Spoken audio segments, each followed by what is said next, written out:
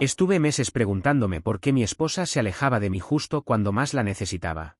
Un rastreador GPS y una cámara escondida revelaron la verdad que me destruyó. No sé si esto es más una forma de desahogarme o si realmente estoy buscando consejo, pero necesito sacar esto del pecho antes de explotar. Soy un tipo de 41 años que ha estado casado durante 13 años con una mujer que, al menos durante mucho tiempo, pensé que era todo lo que quería en esta vida. No fue amor a primera vista ni nada de novela, pero fue de esas relaciones que se construyen lento, que se sienten sólidas, sin tonterías. Al menos eso pensaba yo. Vivimos en las afueras de Filadelfia, en una zona bastante tranquila. La típica calle con vecinos que saludan por compromiso y céspedes bien recortados. Yo trabajaba como gerente de logística en una empresa de transporte, buen sueldo, horarios medianamente decentes, y eso nos permitió tener una vida bastante cómoda. No somos ricos, ni cerca, pero teníamos casa propia, 2 autos usados pero en buen estado, y siempre alguna escapada al norte del estado en verano. Nada lujoso, pero suficiente para estar tranquilos. Mi esposa trabaja medio tiempo en una pequeña clínica dental, hace administración básicamente. Horario flexible, cerca de casa. Ella siempre decía que le gustaba tener ese trabajo porque no la estresaba y podía estar presente para nuestra hija. Tenemos una niña de 10 años. Yo lo acepté. Nunca fui el tipo que exige que la pareja trabaje 40 horas si no quiere. Mientras las cuentas cerraran, todo bien. Pero todo empezó a irse al carajo hace 6 meses. Fui despedido de la noche a la mañana. Nada de advertencia. La empresa perdió un contrato enorme y recortaron como 20 puestos, el mío incluido. Fue como si me arrancaran el piso de debajo de los pies. Estuve en shock los primeros días. No podía dormir, y sentía ese tipo de ansiedad que te aprieta el pecho como si te hubieran metido un ladrillo adentro. Y lo peor no fue eso. Lo peor fue que ella, simplemente cambió. Al principio fue sutil. Comentarios como, bueno, al menos ahora tienes tiempo para arreglar el jardín, o no crees que deberías estar buscando ya algo. Apenas habían pasado 72 horas desde el despido. Yo trataba de mantenerme positivo. Hacía todo lo que se supone que un adulto funcional debe hacer, actualizar el CV, mandar solicitudes, contactar excompañeros, pero cada semana que pasaba sin respuesta, su actitud se iba volviendo más y más, ¿desconectada? Al mes, ya casi no hablábamos más que lo justo. 0 contacto físico. Y ojo, no estoy diciendo sexo, estoy diciendo ni un roce, ni un abrazo por detrás mientras cocinaba, ni una puta mirada de complicidad. Nada. Como si de pronto me hubiera vuelto invisible. Incluso con nuestra hija, noté que empezó a usarla como una excusa constante para evadirme. Voy a llevarla al parque, vamos a visitar a mi hermana, voy a dormir con ella porque tuvo una pesadilla. Excusas vacías que antes nunca hacía. Un día la escuché decir por teléfono, mientras estaba en el garaje, no puedo hablar ahora, está aquí. Se me heló la sangre. Me senté en el asiento del coche y esperé, fingiendo revisar algo. Cuando entró a casa, fingí estar en la cocina. No me miró, fue directo al baño. Ni un hola.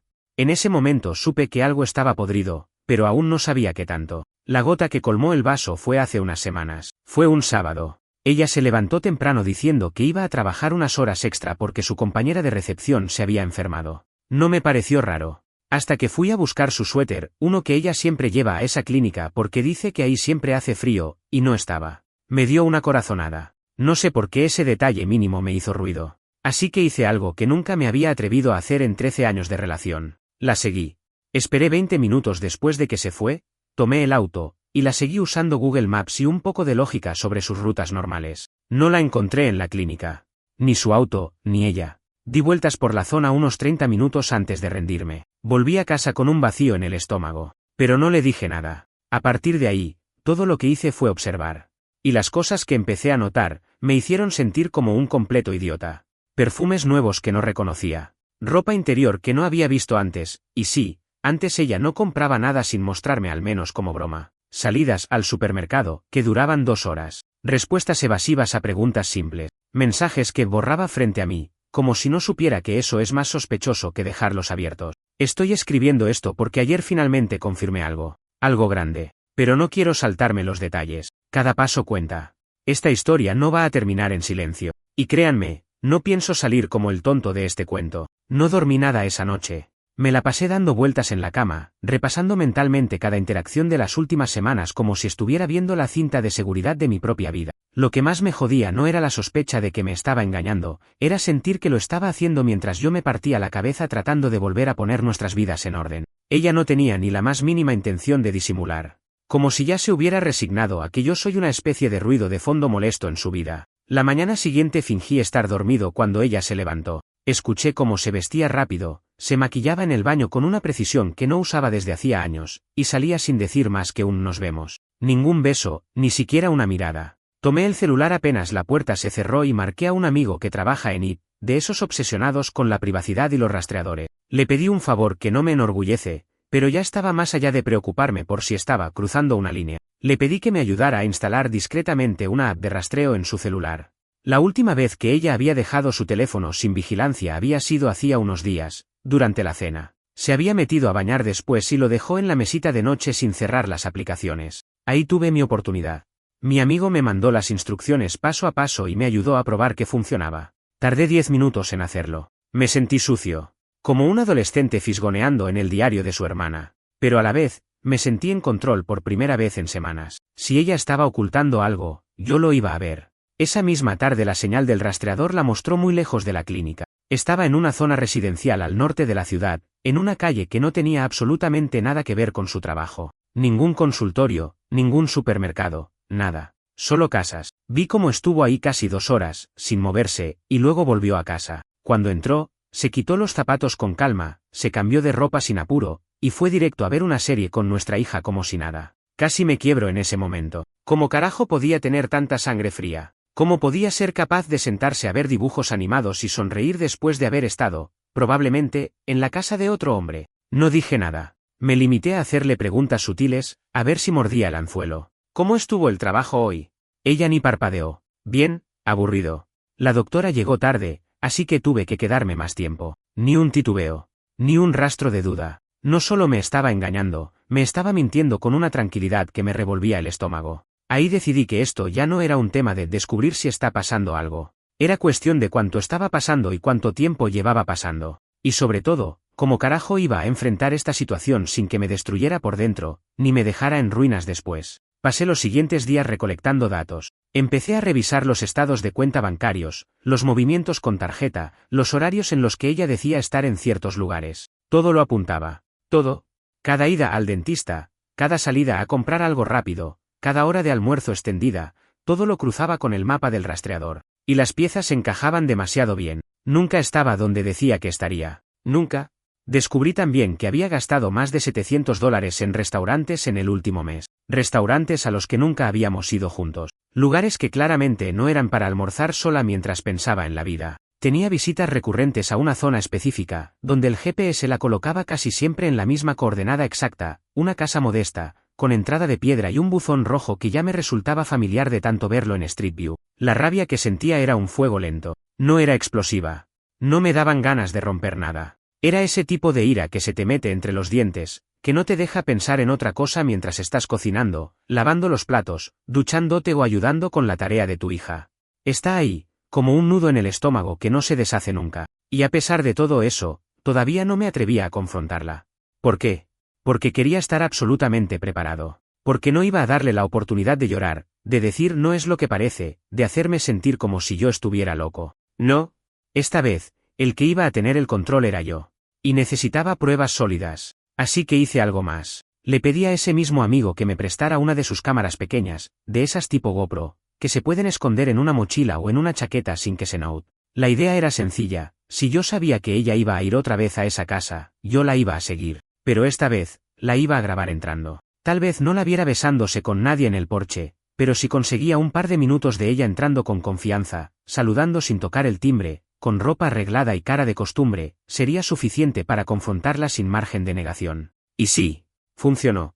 El viernes siguiente, a eso de las 5:40 de la tarde, la señal volvió a aparecer en el maldito buzón rojo. Yo ya estaba en una calle paralela, estacionado con el motor apagado y la cámara encendida, apuntando directo a la entrada. La vi bajarse del auto, con su típica mochila gris, ajustarse el cabello, y caminar hasta la puerta como si esa fuera su segunda casa. Ni una pausa, ni un vistazo atrás. Tocó 2 veces con los nudillos, una costumbre que conozco bien, y entró. Sin tocar el timbre, sin esperar. Apagué la cámara. No me moví. Me quedé ahí sentado por 40 minutos, mirando el parabrisas como si el mundo se hubiera quedado en pausa. Sentí una mezcla de indignación, repulsión y hasta un asomo de tristeza. No por ella, por mí. Por lo estúpido que había sido. Ahora sí tenía pruebas. Ahora sí era el momento de planear lo que iba a hacer. Y si creen que me iba a limitar a pedir el divorcio y largarme, se equivocan. No, esto va a escalar. Y les juro que cuando termine, ni ella ni ese tipo van a poder caminar tranquilos por nuestra ciudad sin sentir la vergüenza que les corresponde. Una vez que vi el vídeo en mi computadora, supe que ya no había marcha atrás. Esa no era una sospecha razonable, no era paranoia, no era una interpretación forzada. Era ella, entrando a una casa que no era su lugar de trabajo, con toda la comodidad de quien lo hace por costumbre. Vi el clip al menos 5 veces, no por sadismo, no para torturarme, sino porque necesitaba dejar de lado cualquier mínima parte de mí que aún quisiera creer otra cosa. Y sí, todavía quedaba esa parte. Es jodidamente raro cómo funciona el cerebro cuando se trata de alguien que uno amó por tanto tiempo. Te da excusas incluso cuando tenés la prueba frente a los ojos. Tal vez es una amiga, tal vez es alguien a quien ayuda, tal vez no es lo que parece. Pero no. Esa puerta no era una excepción, era la regla. Esa visita no era un desliz, era rutina. El siguiente paso no fue impulsivo. No grité, no la enfrenté, no la eché. No todavía. Lo que hice fue algo que probablemente muchos considerarían mezquino, pero que para mí fue simplemente lógico. Me aseguré de que ella no pudiera limpiarse las manos y seguir su vida como si nada. Yo ya no estaba operando desde el dolor.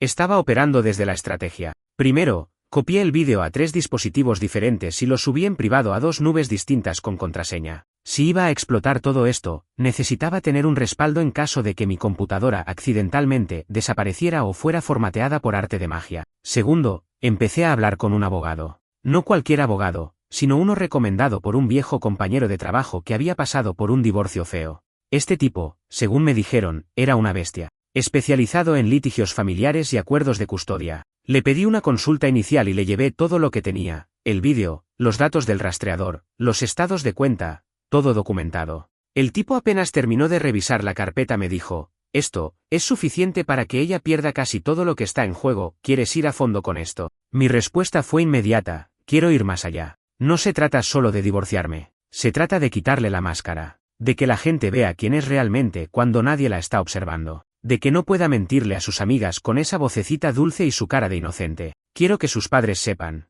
quiero que la familia sepa, quiero que el tipo con el que está sepa que no se metió con una mujer cualquiera, que se metió con una que tiene una hija, un marido que la amaba, y la madurez emocional de un zapato roto. Y hablando de él, también empecé a investigar. Después de varias búsquedas, comentarios cruzados que ella había hecho antes, y un poco de ingenio, logré identificar quién era el dueño de la casa. Era un tipo que trabajaba en un taller mecánico a unas cuadras de ese vecindario. Me tomé el tiempo de pasar por ahí una mañana, bien temprano, como quien no quiere la cosa. Lo vi salir del portón, saludando a un compañero. No tenía idea de quién era yo, claro. Pero yo ya sabía quién era él. El nivel de desprecio que sentí fue ridículo. No por él en sí, porque los extraños no me deben lealtad, sino por la imagen que se formó en mi cabeza de los dos juntos, sabiendo que mi hija estaba en casa pensando que su mamá estaba trabajando. Me fui de ahí sin hacer escena. No era el momento. Esa misma semana, ella empezó a actuar aún más confiada. Imagino que con tantas semanas de haber salido impune,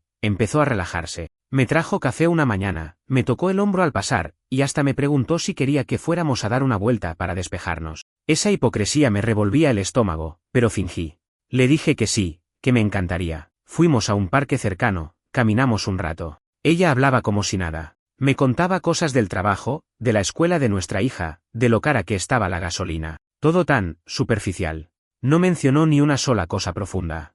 Nada de lo que uno esperaría de una persona que nota que su pareja está completamente apagada, distante, frío. Y eso fue lo que me confirmó todo, no le importaba. No es que no lo notara. Es que no le interesaba. Esa noche redacté un correo masivo. Uno bien estructurado. Nada de insultos, nada de lenguaje emocional. Solo hechos, pruebas y capturas. Iban dirigidos a sus padres, su hermana, 2 amigas cercanas que venían a casa seguido, 3 primos que ella veía todos los años en Acción de Gracias. El grupo de WhatsApp de madres de la escuela, sí, también lo tenía. Lo escribí y lo dejé en borrador. Todavía no lo iba a enviar. Pero ya estaba preparado. ¿Lo peor de todo esto? Mi hija. Cada día me preguntaba cosas como por qué mami ya no cena con nosotros, o por qué no jugamos los 3 como antes. No era consciente de lo que pasaba, claro. Pero los niños son esponjas. Y yo me sentía como el villano por estar guardando tanto odio, tanta rabia. Mientras le leía cuentos o la ayudaba con su tarea de matemática. Pensé mucho si valía la pena arrastrar esto al fango, exponer todo, hacer la mierda públicamente. Pensé en mi hija, en lo que significaría que sus abuelos o tíos supieran que su madre era una infiel, que su madre mentía y salía con otro hombre mientras fingía que era una esposa ejemplar. Me pregunté si no era mejor dejarlo todo como estaba, divorciarnos en silencio y proteger a la niña. Pero después de todo lo que había visto, leído y sentido, llegué a una sola conclusión. Ella no merece ese silencio. El día en que decidí encender la mecha no fue planeado con exactitud. No fue una fecha especial, ni un aniversario, ni nada dramático. Fue un miércoles, gris, medio lluvioso. El tipo de día en que no pasa nada, justo por eso, era perfecto, porque ella no lo vería venir. Y si algo me había quedado claro, es que la clave era tomarla por sorpresa. Nada de advertencia, nada de confrontaciones previas, nada de charlas a media luz con lágrimas de por medio. Esto no era una película. Esto era mi vida hecha trizas, y yo iba a recuperar el control. La noche anterior no dormí mucho. Me acosté junto a ella como lo venía haciendo, dándole la espalda. Ella trató de iniciar una conversación banal, algo sobre una serie nueva en Netflix. Le respondí con un luego vemos, y apagué la luz. El estómago me hervía de anticipación. Tenía los archivos listos. Tenía la evidencia respaldada y compartida con mi abogado. Tenía una cita programada con él esa misma tarde. Y tenía un correo que solo necesitaba que apretara enviar. Y eso fue lo que hice a las 9:32 de la mañana, después de verla salir con su sonrisa de mujer ocupada y ejemplar y con su bolso colgado del hombro, camino a lo que supuestamente era una reunión en la clínica. Una mentira más, la última que me iba a tragar. Me senté en el escritorio, abrí la laptop, entré a Gmail y apreté enviar sin pensarlo más. En cuestión de segundos, el correo titulado «Hay cosas que necesitan saberse» salió disparado a todas las direcciones de la lista. Dentro había una explicación breve pero contundente de los hechos: infidelidad sistemática, ocultamiento, uso de dinero familiar para financiar sus escapadas, y evidencia gráfica de una visita repetida a una residencia privada durante horarios laborales. Adjunté el vídeo, una captura del GPS en tiempo real y 2 recibos de restaurantes donde había gastado más de $100 sola. También incluí una línea final, seca: esta información no se comparte por venganza, sino por transparencia. Estoy iniciando acciones legales y considero importante que quienes rodean a mi hija sepan lo que está pasando. 1 hora después, el teléfono explotó. Primero fue su hermana. Llamadas. Luego mensajes. ¿Qué carajo está pasando? Decime que esto es una jodida broma. No respondí. Luego su madre. Mensajes largos, de esos que se nota que fueron escritos llorando o apretando el celular con los dientes. ¿Por qué no nos dijiste antes? ¿Estás seguro? Eso es muy grave. Después las amigas. Ahí sí vinieron los insultos. Una de ellas tuvo el descaro de escribir: «Esto no se hace, hermano. Exponer así a la madre de tu hija es bajo». A lo que solo respondí: «Bajo, es más bajo que engañar durante meses y mentirle a todos mientras una nena cree que su mamá es una heroína». Casi al mismo tiempo, mi abogado me confirmó por mensaje que había iniciado formalmente el trámite de divorcio. Teníamos una estrategia bien armada: custodia total provisional para mí, denuncia por uso inapropiado de fondos compartidos, y el planteo de una posible alienación parental futura si seguía usando a nuestra hija como excusa para desaparecer. A las 11:15 de la mañana, ella me llamó. No atendí. Me mandó 4 mensajes seguidos. «Necesitamos hablar ya. ¿Qué hiciste? No tenés idea del daño que estás haciendo. Esto se arreglaba entre nosotros, no así». Yo no le respondí. No por orgullo, sino porque ya no había nada que hablar. Ella eligió salir de este matrimonio hace meses. Yo solo terminé el trabajo por escrito. A las 12:40 del mediodía, ella apareció en casa. Entró agitada, sin decir nada al principio. Me miró como si esperara una bomba más. Como si aún pensara que podía controlar la situación con su tono de «vamos a calmarnos». «¿Qué hiciste, por Dios?», me dijo, conteniendo las lágrimas. Pero ya no eran lágrimas de dolor. Eran lágrimas de vergüenza. De miedo. Le ofrecí sentarse. ¿Lo hizo? Respiró hondo. La vi temblar. Me senté enfrente. Saqué una carpeta y la puse sobre la mesa. Dentro estaban las pruebas impresas, el informe del rastreador, copias de los tickets, el resumen bancario y la notificación del abogado. No dijo nada por 1 minuto entero. Después murmuró: «Pensé que no te dabas cuenta». Y ahí, por primera vez en toda esta pesadilla, me reí. No por diversión, por incredulidad. «¿Eso es lo que tenés para decir? ¿Pensaste que no me daba cuenta?». Me miró como si acabara de entender el nivel del daño. Como si recién ahí asumiera que no se trataba de una aventura secreta entre 2 adultos jugando a ser adolescentes, que lo que hizo tenía consecuencia. «No era así como lo planeaba», dijo, bajando la voz. Esa frase me perforó la cabeza. ¿Planear? ¿Planeaste esto? ¿Planeaste destruir tu familia y solo esperabas salir limpia? Ahí me puse de pie. No grité. No insulté. Solo le dije: «Ya no hay más nosotros. No hay más excusas. No hay más mentiras. Todo lo que venga después lo vas a vivir con tu apellido, tu historia y tu conciencia. Yo ya no cargo con vos. Ella se levantó bruscamente, me insultó entre dientes, agarró su bolso y salió como había entrado. Pero esta vez, sin poder fingir nada. Y lo mejor fue que no fui yo el que perdió el control. Fue ella. Finalmente, horas más tarde, una de sus amigas me escribió algo que nunca esperé. Te pido disculpas. Yo no sabía nada. Te juro que no. Le creí. Porque no son todos culpables. Pero a muchos, sí se les cayó la careta junto con la de ella. Y mientras mi hija dormía esa noche, yo me quedé viendo su rostro tranquilo, respirando despacio. Por fin, todo empezaba a volver a su lugar. Después de que se fue esa tarde, no volví a verla por casi 3 días. 0 mensajes, 0 llamadas, nada. Supuse que estaba intentando hacer control de daños. Probablemente encerrada en casa de su hermana o vaya uno a saber dónde, repasando mentalmente todo lo que yo le había expuesto, planeando alguna especie de defensa o contraataque. Pero en realidad, ya no me importaba. Esa parte emocional, la que te hace preguntarte cómo está la otra persona, si comió, si lloró, si se siente sola, se me apagó. Se murió el día que la vi entrar a la casa de otro tipo con cara de rutina. Ya no era mi esposa. Era una presencia que estorbaba en mi vida. Un error que necesitaba eliminar con precisión. Lo que sí me sorprendió fue cómo empezó a desmoronarse todo alrededor de ella con una rapidez que ni yo anticipé.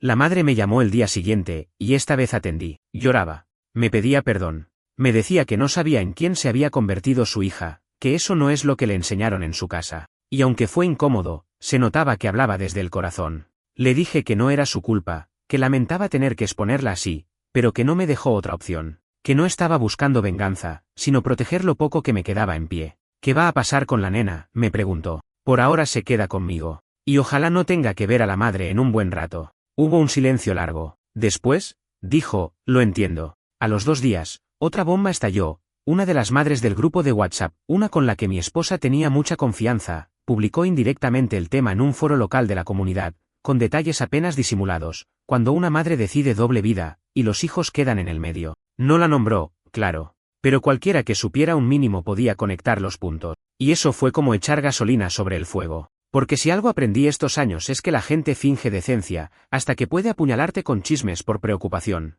A partir de ahí, todo se descontroló. Las otras madres empezaron a escribirle en privado, y algunas directamente la sacaron de grupo. Una de ellas me escribió diciendo que su hijo ya no quería juntarse con la nuestra porque no quiere meterse en líos familiares raros. Me partió el alma. No por ella, por mi hija.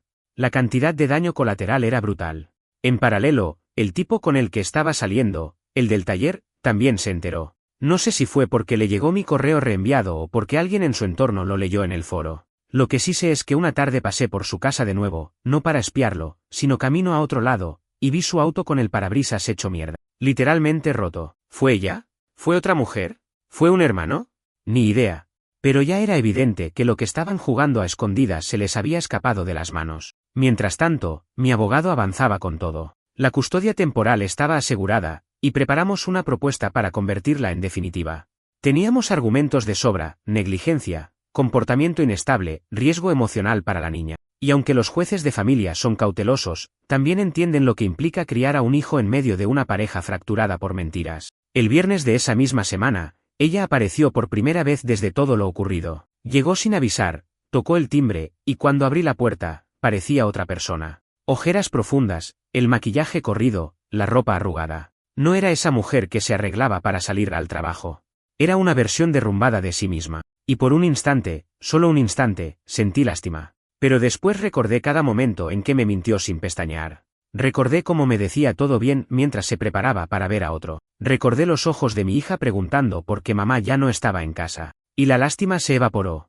Necesito hablar con vos, por favor, me dijo con una voz rasposa. Le respondí desde la puerta, sin moverme, lo que tengas que decir, decíselo al abogado. No quiero pelear por esto, solo quiero hablar como adultos. ¿Como adultos? ¿Te acordás de eso ahora? Genial. Ahí me miró como si se acabara de dar cuenta de que no iba a recuperar nada. No iba a haber reconciliación. No iba a haber una segunda oportunidad.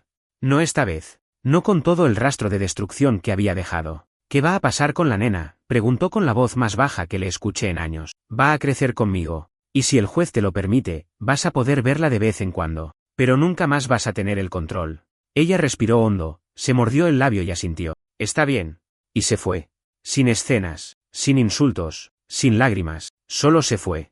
Y creo que en ese momento entendí que se había rendido. No porque entendiera lo que hizo, sino porque ya no tenía forma de sostener la mentira. Se le habían caído todas las caretas. La gente lo sabía. Su familia lo sabía. Su amante ya no quería saber nada con ella. Su hija estaba más unida a mí que nunca. Y yo ya no era ese tipo herido buscando una explicación. Yo era otra cosa. Un sobreviviente con pruebas. Esa noche, me senté en el patio trasero con una cerveza, mientras mi hija dormía. Y por primera vez en meses, respiré profundo. Sabía que la guerra no había terminado del todo. Que quedaba el juicio, que quedaban secuelas. Pero también sabía algo más. Ella ya había perdido. No quiero que nadie piense que todo se arregló mágicamente. Esto no es una historia con moraleja donde el tipo bueno gana, la infiel se arrepiente, y la vida sigue color pastel. Esto es la vida real, y en la vida real, cuando algo se rompe así, no se vuelve a armar. Se aprende a caminar entre los pedazos. Nada más. Después de aquella última visita, ella desapareció.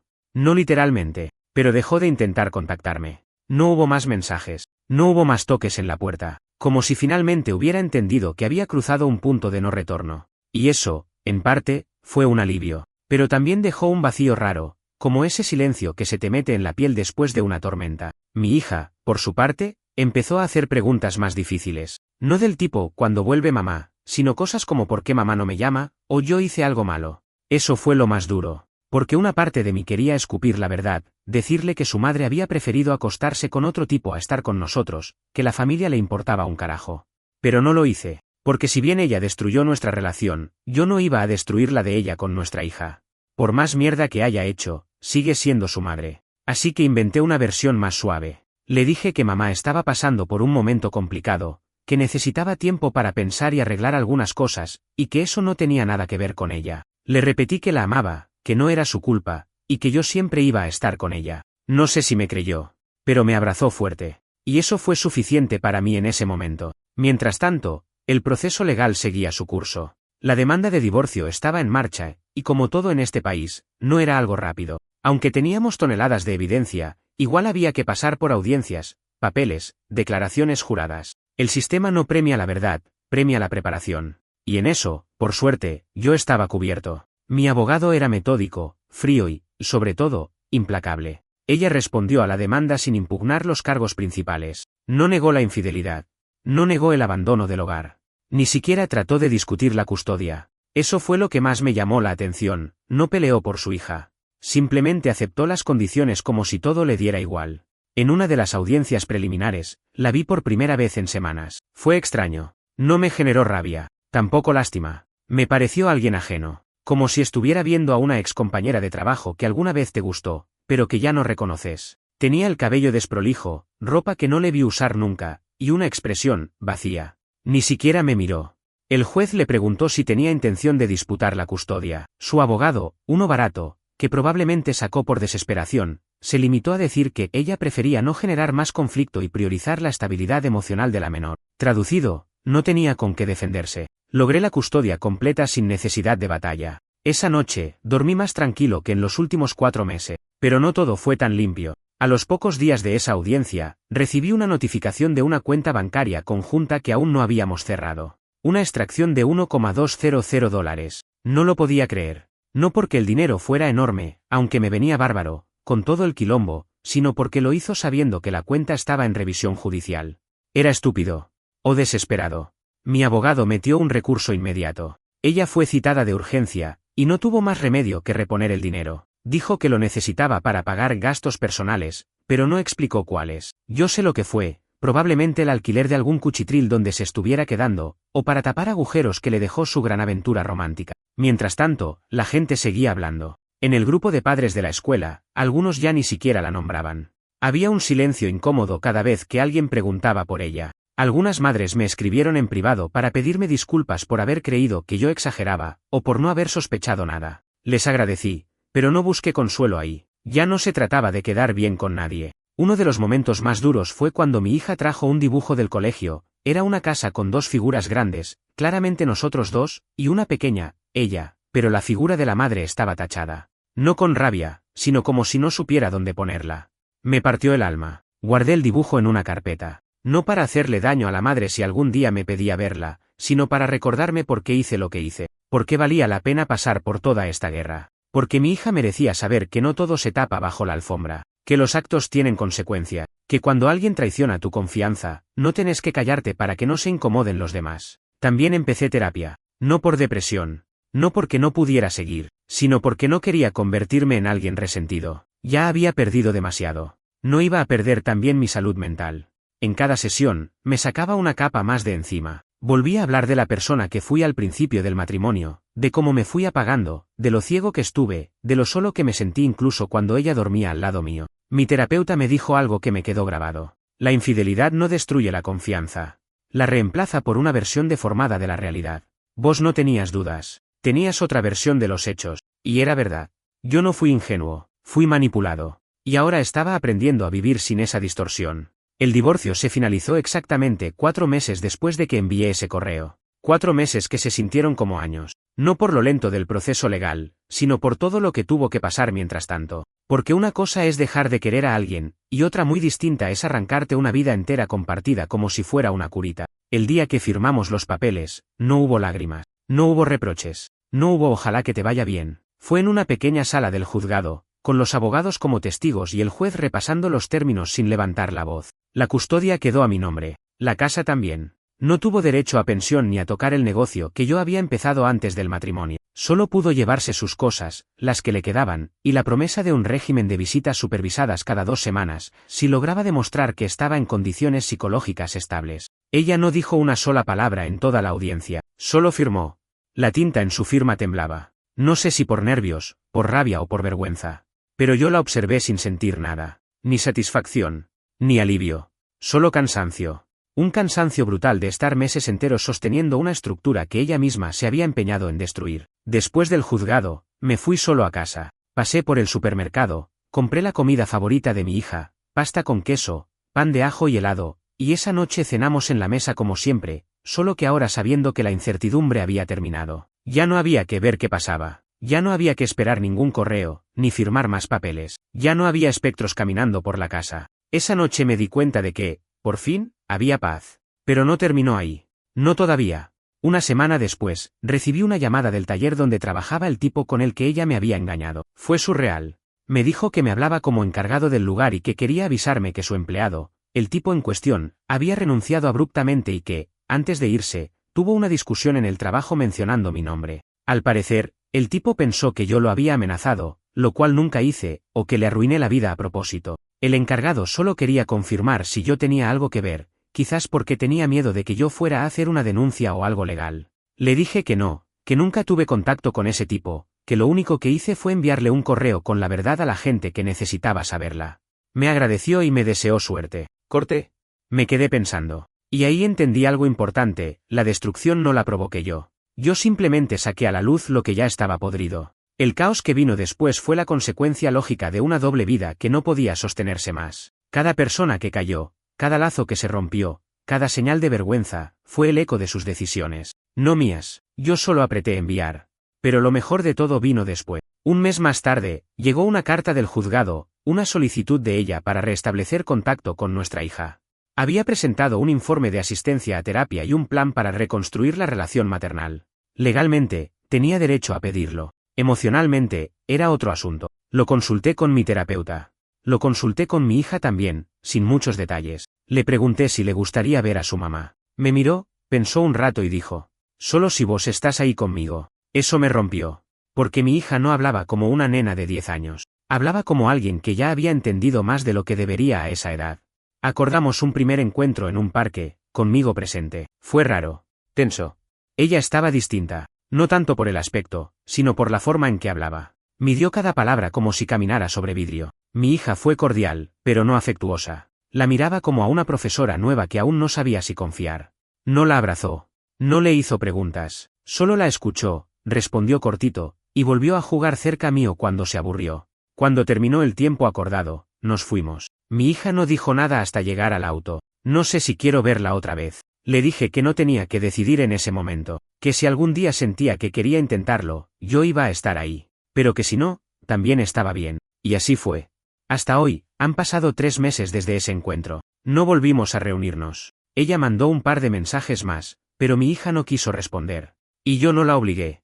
Mientras tanto, Mi vida lentamente empezó a parecerse a algo vivible. Los fines de semana ya no eran silencios llenos de sospechas. Las cenas ya no eran teatrillos donde fingíamos ser una familia. Las noches ya no eran insomnios llenos de preguntas sin respuesta.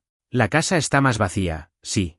Pero también está más tranquila. Algunas personas me dijeron que tuve suerte.